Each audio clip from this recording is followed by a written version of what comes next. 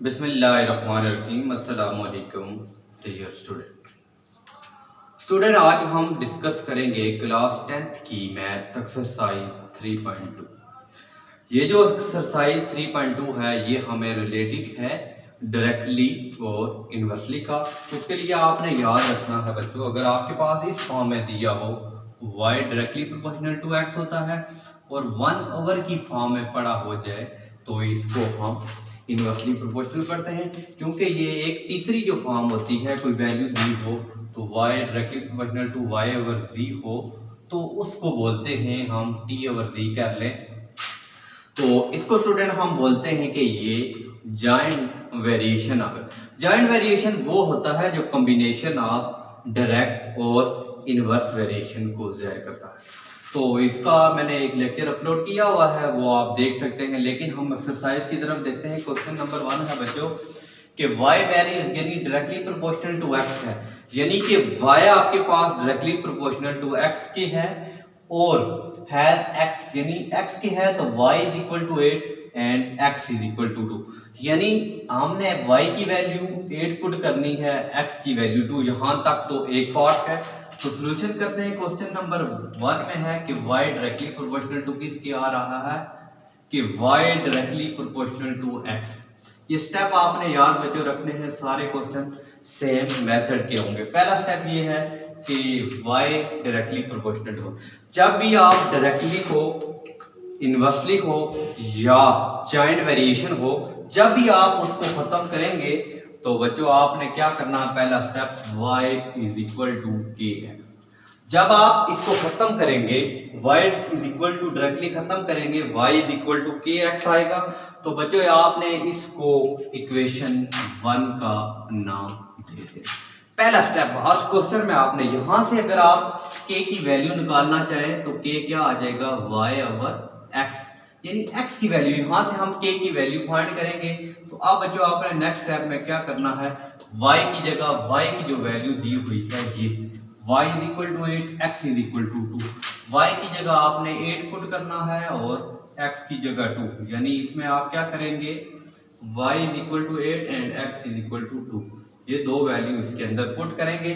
तो अब बच्चों इसको आपने इक्वेशन 2 का नाम दे देना। तो अब हम मेन जो क्वेश्चन है उसमें ये है कि हमें तो एक इक्वेशन 2 बन गई।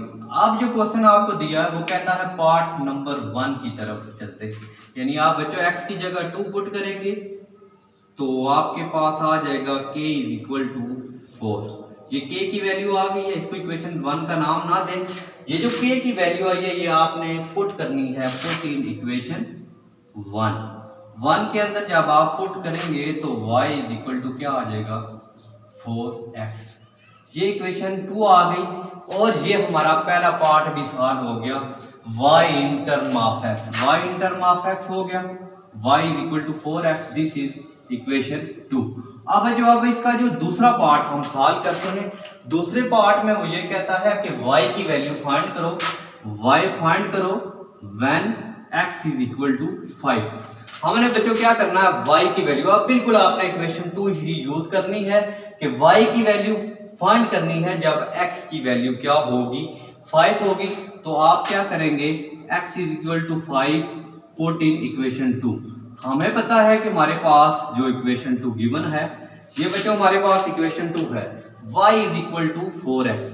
तो अब आप x की जगह यहां पे पुट करेंगे क्या 5 पुट करेंगे तो y की वैल्यू आ जाएगी 20। ये आ गया। अब हम इसका जो लास्ट पार्ट देखते हैं, थर्ड पार्ट है।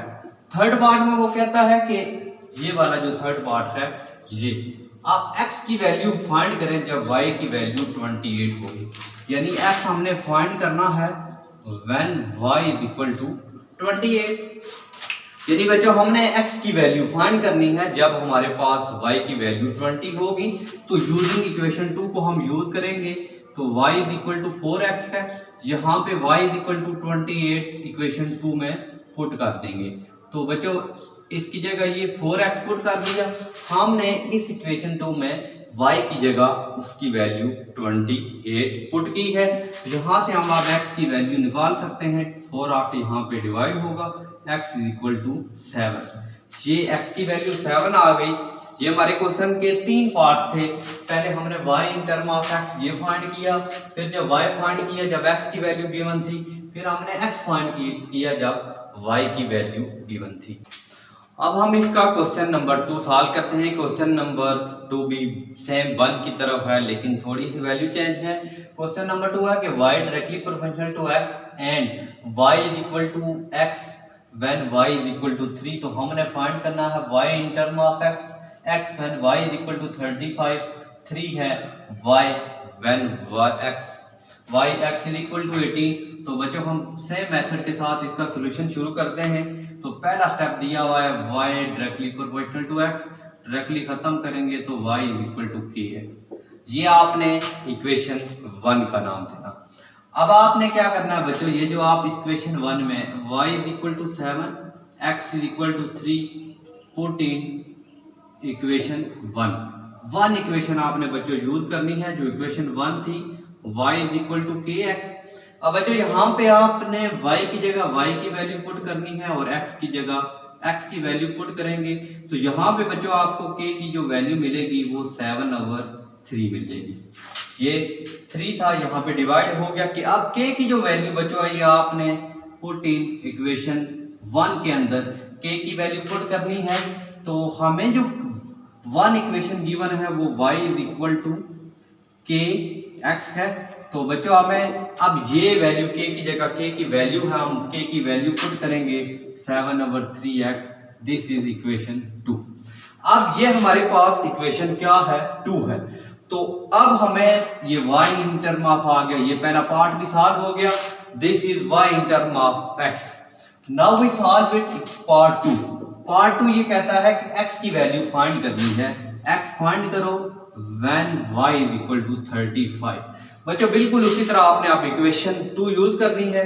तो y की जो वैल्यू है 35 आप पुट इन इक्वेशन 2 के अंदर पुट कर दें। इस इक्वेशन में जहां पे आपको y नजर आ रहा है वहां पे आप 32 पुट करेंगे। आप यहाँ पे 2 इक्वेशन जब यूज करेंगे तो y की जगह 35 7/3x। अब बच्चों यहाँ से x की वैल्यू निकालनी है तो आपके पास 3 डिवाइड हो रहा है। सबसे पहले 35 से मल्टीप्लाई करेंगे 105 हो जाएगा 7x।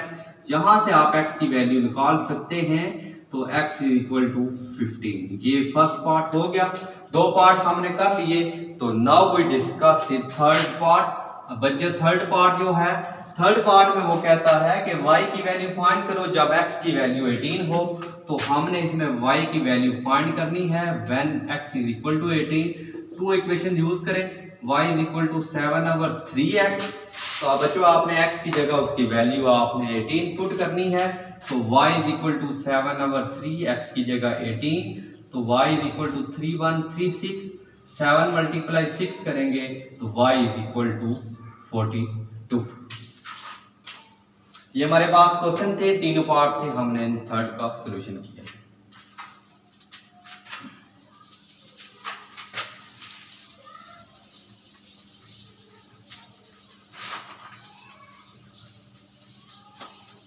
इफ आपने बच्चों क्वेश्चन नंबर 3 सेम था, खुद करोगे। क्वेश्चन नंबर 4 सॉल्व करते हैं। If r directly proportional to t square and r is equal to 8 when t is equal to 3, हमने फाइंड करना है r when t is equal to 6।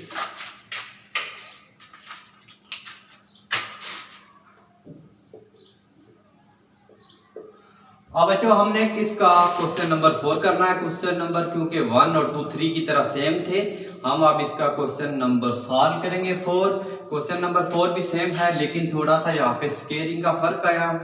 r directly proportional to t square, यानी अगर आप r directly proportional to t square के equal है, r की value 8 when t is equal to, यानी r की वैल्यू भी गिवन है, t की वैल्यू भी गिवन है। तो नेक्स्ट स्टेप है फाइंड r की वैल्यू फाइंड करेंगे जब t की वैल्यू क्या होगी 6। इसका सॉल्यूशन करते हैं बच्चों। सबसे पहला स्टेप है r directly proportional to t square. ये मैंने बताया था कि r directly proportional to t square है। जब भी आप डायरेक्टली खत्म करेंगे तो कांस्टेंट k लगाएंगे तो r is equal to k t square. इसको बच्चों आपने इक्वेशन 1 का नाम दे देना है। अब इसमें पुट करेंगे r is equal to 8, t is equal to 3, put in equation 1 के अंदर। जब आप r और t की वैल्यू पुट करेंगे तो आपको इक्वेशन मिलेगी k की वैल्यू मिलेगी r is equal to k। यहाँ पे आप बच्चों आपने ख्याल रखना है कि यहाँ पे आपका स्क्वायर था तो t का स्क्वायर है, 3 की जो t की वैल्यू है उसका हम स्क्वायर करेंगे तो 8 इज इक्वल टू 9k, तो k इज इक्वल टू बच्चों आपके पास 8/9 आ जाएगा। अब ये हमके पास k की जो वैल्यू आई है ये आप इक्वेशन 2 के अंदर पुट कर देंगे। अब आप ऐसे लिखेंगे k is equal to 8/9 put in equation 1। जब आप 1 के अंदर पुट करेंगे r is equal to 8/9 t square, ये इक्वेशन 2 बन गई। अब इसका नेक्स्ट पार्ट करते हैं। पहली इक्वेशन 2 आ गई, अब आपने सिर्फ इक्वेशन 2 ही को यूज करना है। क्वेश्चन में देखें r की वैल्यू हमने फाइंड करना है जब t की वैल्यू क्या होगी, गिवन होगी 6। अब नाउ r फाइंड करेंगे when t is equal to 6। Equation 2 को बच्चों हम यूज करेंगे। अब t की जो वैल्यू आपके पास 6 है ये तो हम इक्वेशन 2 के अंदर पुट करेंगे तो हमारे पास आ जाएगा r is equal to 8/9 t 6 का स्क्वायर कर देंगे। अब r इज इक्वल टू 8/9 6 का स्क्वायर 36 हो जाएगा। इसकी हम कैंसिलेशन की भी कर सकते हैं, आप डायरेक्ट कैलकुलेटर पे कैलकुलेशन करना चाहें तो तब भी आप कर सकते हैं। 9194, तो आप 8 को 4 से मल्टीप्लाई करेंगे तो ये 32 आपका आंसर आएगा। ये r की वैल्यू है, यही हमने फाइंड करना था।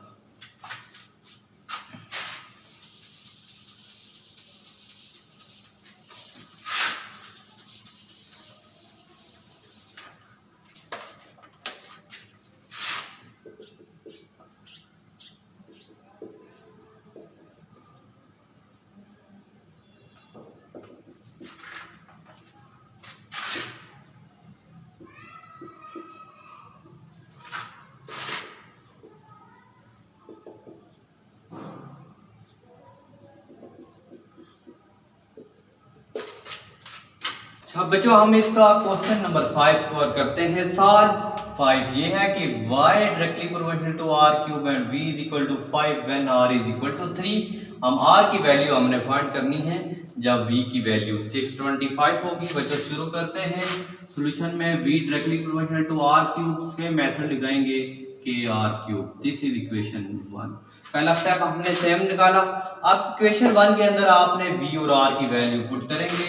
v is equal to 5, r is equal to 3, put in equation 1 के अंदर आप v की जगह 5 पुट करेंगे और k की r की जगह r की वैल्यू पुट करके r का आपने करना है क्यूब। अब we know that the cube of 3 cube is equal to 27k, तो k की जो बच्चों वैल्यू आ जाएगी 5/27। अब आपने नेक्स्ट स्टेप आपने बच्चों ये क्या करना है, k की जो वैल्यू दी है 5/27 ये आपने इक्वेशन 1 के अंदर पुट करेंगे। k is equal to 5/27 put in equation 1। जब आप k की वैल्यू इक्वेशन 1 के अंदर पुट करेंगे तो बच्चों आपको मिलेगी इक्वेशन 2। तो v इज इक्वल टू 5/27 तो r cube. This is the equation 2। हमें आप इक्वेशन 2 को यूज करते हुए हमें किसकी वैल्यू फाइंड करनी है, r की वैल्यू फाइंड करनी है। अब बच्चों हमने नाउ वी फाइंड r की फाइंड करेंगे when v is equal to 625। आप इक्वेशन 2 के अंदर v की जगह उसकी वैल्यू पुट करेंगे 625, तो आप v की जगह 625 पुट करेंगे is equal to 5/27 r cube.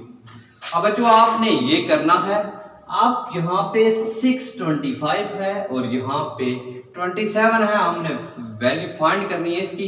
तो आप बच्चों आपने क्या करना है, 625 multiply 27 is equal to 5r cube. अब r क्यूब यहाँ पे इसी तरह रहेगा, आपने क्या करना है 625 मल्टीप्लाई 27/5। अब आपने क्या करना है 5 को कितने टाइम मल्टीप्लाई करें कि 625 आ जाए। तो 5 का क्यूब करें तो 625 आता है, 3 का क्यूब करें तो आपका क्या आ जाएगा 27 आ जाएगा। तो इसकी ये मैंने कैलकुलेशन की हुई है, ये तो मैं लिख लेता हूं, यानी ये 5 ये 25 आ जाएगा। तो r cube is equal to 25 multiply 27। अब बच्चों इसके लिए बड़ा इंपॉर्टेंट स्टेप ये है कि यहाँ पे अगर आप 25 को 27 से मल्टीप्लाई करके क्यूब लेना चाहे या इसी तरह लेना चाहे, आपकी मर्जी है। यहाँ पे मैं इसी तरह ले लेता हूँ, r cube is equal to 5, यहाँ पे आपके पास किसका आ रहा है, ये 125 होता है, ठीक है। यहाँ पे 5 का क्यूब डॉट ये 3 का क्यूब है। यहाँ पे आप बच्चों आपने क्या करना है, यहाँ पे तीनों पे क्यूब ले लें, अलग अलग ले लें। यहाँ पे भी taking under root cube is equal to 5 cube का ये भी और 3 का भी आप ले लेंगे, ये इससे कैंसिल। तो आप बच्चों आपके पास ये इससे कैंसिल और इसका क्यूब इससे कैंसिल, 5 मल्टीप्लाई 3 और इज इक्वल टू 15। यहाँ पे हमने 15 किए थे। आज के लेक्चर में मैंने पहले 5 क्वेश्चन डिस्कस किया। इंशाल्लाह उम्मीद है कि आपके सारे क्वेश्चन का आंसर आपको समझ आएगी, इन सब का सलूशन आपको समझ आया होगा। अगर नहीं आया आप जरूर कमेंट करें। इंशाल्लाह इसी लेक्चर के अंदर नेक्स्ट प्रोग्राम में इसी लेक्चर के अंदर मिलते हैं, तब तक इजाजत दीजिए, अल्लाह हाफिज़।